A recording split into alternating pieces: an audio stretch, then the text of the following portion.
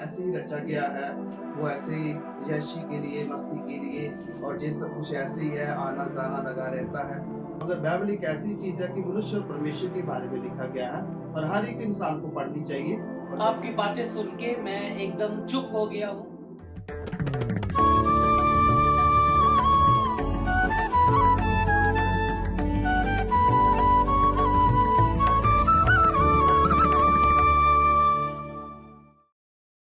Hello guys, आज हमारे साथ हैं जेम्स सर। पहले तो हम इनका स्वागत करना चाहते हैं मॉडर्न मैसेज मिनिस्ट्री के इस प्लेटफॉर्म पे पॉडकास्टिंग में आने के लिए और हमारे साथ ये समय देने के लिए, हमारे साथ कुछ बातचीत करने के लिए बाइबल के बारे में। और काफी लोगों के मन में एक प्रश्न, एक शंका, जैसे कि हमने पिछले वीडियो में भी बात करने की कोशिश की कि काफी शंकाएं रहती हैं, काफी कंफ्यूजन्स हो जाते हैं कभी कभी जब हम बाइबल पढ़ते हैं। तो उन्हीं कंफ्यूजन्स को दूर करने के लिए आज हमारे साथ हैं जेम्स सर। बात करने वाले हैं कि आप बाइबल के बारे में क्या सोचते हैं, बाइबल क्या है, बाइबल क्यों पढ़नी चाहिए, बाइबल को पढ़ करके आपका पर्सनली अध्ययन है बाइबल के बारे में, जो आपको अनुभव हुई है बाइबल को पढ़ने के बाद।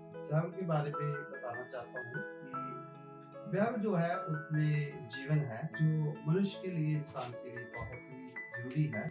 आपका पर्सनली अनुभव क्या है बाइबल पढ़ने? बाइबल पढ़ने में जब मैं आज से कोई 26 साल पहले देखता हूँ। और 26 साल से बाइबल पढ़ रहे हैं जी, तो मैं भी पहले बाइबल नहीं पढ़ता था, वचन को नहीं जानता था, मगर मेरे जीवन में बहुत सारे पाप थे, गलतियां थी, गलत रास्ते थे, और परमेश्वर को नहीं जानता था कि परमेश्वर कौन है, किसने हमें बनाया है और किस मकसद के साथ बनाया है। तो आज से 26 साल पहले जब मैंने एक बीमारी के बीच में गुजरा, और तब उस बीमारी के कारण मैं प्रभु यीशु मसीह के पास गया, उसके वचन को सुना, उसके वचन को मानना शुरू किया, और परमेश्वर ने मुझे चंगा किया, मुझे शरीर चंगाई प्रदान हुआ। उसके बाद मैंने सोचना शुरू किया ये कौन सा परमेश्वर है कि जिसको विश्वास करने से, प्रार्थना करने से प्रभु हमें चंगा करता है। तो वो बाइबल थी जिसके बारे में मैंने पढ़ना शुरू किया। और जब मैंने बाइबल को पढ़ना शुरू किया, धीरे धीरे, पहले शुरू में तो कुछ बातें मुझे समझ नहीं आ रही थी, मगर जैसे जैसे मैं बाइबल आगे पढ़ता गया और मुझे बहुत सारी बातें जो थी वो साफ होती गई। जो मेरे पास बहुत सारे सवाल थे, लेकर उन सवालों को किस प्रकार के सवाल थे? माफ करिएगा मैं बीच में बोल पड़ा। किस तरीके के सवाल थे आपके अंदर? मेरे पास बहुत सारे इस प्रकार सवाल थे कि खैर इंसान ऐसे ही रचा गया है, वो ऐसे ही यशी के लिए, मस्ती के लिए, और ये सब कुछ ऐसे ही है, आना जाना लगा रहता है। मगर जब मैंने बाइबल को पढ़ा तो उसके अंदर जो था, परमेश्वर इंसान के बारे में बहुत सारी अच्छी बातें लिखा गया था, उसके रिश्ते के बारे में, और कैसे परमेश्वर उसको अपने स्वरूप में बनाया है, और परमेश्वर जो है इंसान से बहुत मोहब्बत करता है और उसे बचाना चाहता है, उसको मुक्ति देना चाहता है, उसको स्वर्ग में लेके जाना चाहता है।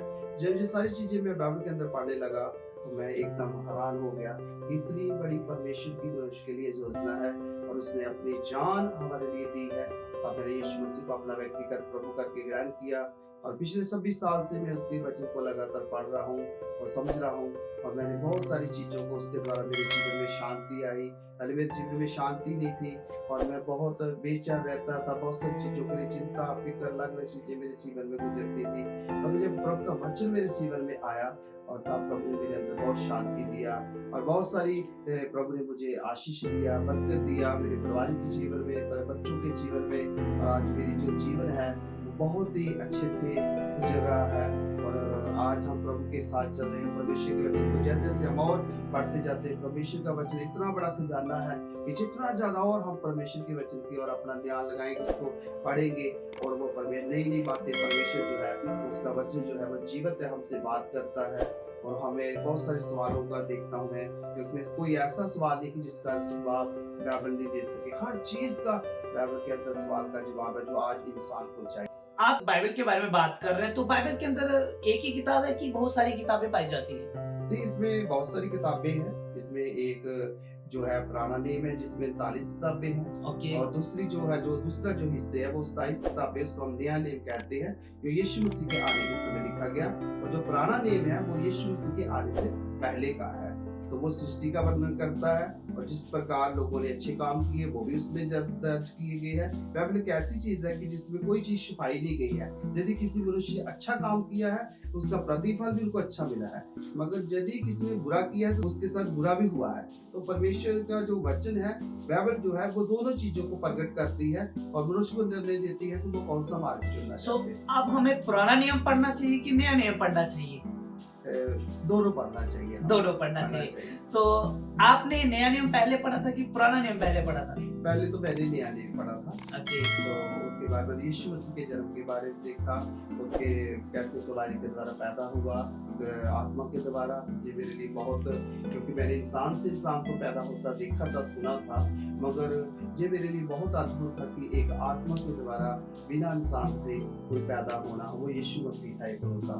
और एक ऐसा दूसरी चीज मैंने देखी जब मैंने आगे किताबों को पढ़ा नए नियम में, तो यीशु मसीह के जी उठने के बारे में मैंने देखा। तो बहुत सारे लोग इंसान पैदा हुए, अच्छे बड़े, बहुत सारे अच्छे कार्य लोगों ने किए, मगर मरने के बाद कोई जिंदा नहीं हुआ। तो ये मुझे बहुत चुका देने वाली बात थी कि कैसे एक इंसान जो है मरने के बाद जिंदा हो सकता है। उसके बीच में मुझे यीशु मसीह के बारे में, उसके पहले मुझे लाजर के बारे में भी पता चला।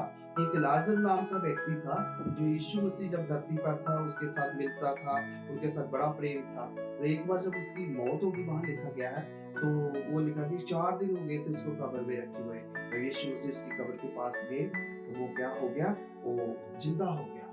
तो मुझे ये बात जो थी बहुत छू गई। यीशु मसीह का नाम लेने से, उसका बोलने से इतनी सामर्थ है कि मरी चीज भी पैदा हो सकती है ना। हम सोचते हैं कि मरी चीज जब कोई मर गया तो बस सब कुछ खत्म हो गया, मगर यीशु मसीह ने लाजर को भी जिंदा किया और खुद भी तीसरे दिन मुर्दों में जिंदा हो सका। और यीशु मसीह ने ये भी कहा कि जो मुझ पर विश्वास कर इस दुनिया में चला जाएगा वो हमेशा स्वर्ग में रहेगा।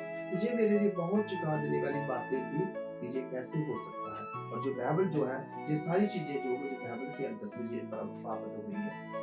आपकी बातें सुन के मैं एकदम चुप हो गया हूँ। इतनी गहराई की बातें आपने बताई कि जैसे कि मुर्दा जिंदा हो गया, और ऐसी गहराई की बातें जो आपने हमारे सामने अभी रखी हैं, और ऐसी शिक्षा है, अगर स्पष्ट तरीके से कहूँ तो बाइबल पढ़ने से आपको ये प्रकाशन मिला। तो जिस प्रकाशन में हमारे जेम्स सर हैं, और मैं चकित हुआ। अगर आप इस प्रकाशन के बारे में, बाइबल के बारे में और ज्यादा बातों को जानना चाहते हैं गहराई के साथ, इनका एक वीडियो बाइबल क्या है यूट्यूब चैनल पर हमारे अपलोड कर दिया गया है। आप उस वीडियो में जाकर के सुन सकते हैं। और यदि आप और बाइबल के बारे में जानना चाहते हैं, चैनल को सब्सक्राइब कर लें और कमेंट में लिख करके बता दें कि कौन सी ऐसी बात है जो आप बाइबल के बारे में जानना चाहते हैं, और नीचे दिए गए नंबर पर आप कॉल कर सकते हैं। और ये वीडियो कोई स्पॉन्सर नहीं है, ये हमारा रिकॉर्ड किया गया वीडियो है। अगर आप स्पॉन्सर इस वीडियो को करना चाहते हैं, you are welcome to do. And धन्यवाद पास्टर जी आपका आने के लिए, आज हमारे साथ बातचीत करने के लिए। एक अंतिम सवाल के साथ मैं समाप्त करना चाहूंगा, और वो सवाल ये है कि बाइबल जब आपने पढ़ी, और जब आप बाइबल पढ़ते हैं, आप हमारे लोगों को क्या कहना चाहेंगे कि किन बातों को ध्यान में रखते हुए बाइबल को हम पढ़ें? मैं तो ये कहना चाहूंगा सबके लिए कि बाइबल एक ऐसी चीज है कि कोई इसमें धर्म की बात नहीं है, मगर बाइबल एक ऐसी चीज है कि मनुष्य और परमेश्वर के बारे में लिखा गया है, और हर एक इंसान को पढ़नी चाहिए। और जब हम पढ़ेंगे तो हमें चीजों का पता लगेगा कि जो हमारे व्यक्तिगत हम समस्या में, परेशानियों में गुजरते हैं, इंसान की बहुत सारी नीड है, जरूरतें हैं, तो जब हम बाइबल को पढ़ते हैं तो उसमें से सारी चीजों का हमें हल मिलता है। और इसलिए हमारे लिए बहुत जरूरी है पढ़ना। क्या बात है। तो हमारे लिए जरूरी है पढ़ना बाइबल। आप कमेंट सेक्शन में बता सकते हैं कि आपको कौन सी बात अच्छी लगी, कौन सी नहीं। एक छोटा सा पॉडकास्ट था जिसके माध्यम से हमने ये बताने की कोशिश की कि बाइबल क्या है। धन्यवाद आपका आने के लिए।